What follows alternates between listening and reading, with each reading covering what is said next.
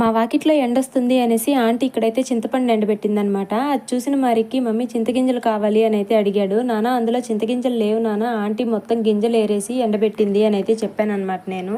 ఇంకా మా వాడు చింతగింజలు అడిగాడు కదా అనేసి వలవని చింతపండు కొంచెం ఉంటే దాన్ని ఇచ్చింది ఆంటీ. ఒలు పార్వతి ఇందులో గింజలు ఉంటాయి కదా వాడు ఆడుకుంటాడు అనేసి, సరే అనేసి నేను ఇక్కడ చింతపండు అయితే ఒలుస్తున్నాను అనమాట. దీన్ని ఒలుస్తున్నంతసేపు మా వాడు ఎగ్జైట్మెంట్ చూడాలా, నేను కూడా ఒలుస్తాను మమ్మీ అనేసి ఇక్కడ మా వాడు కూడా చేయబెట్టి ఒలుస్తున్నాడు అనమాట.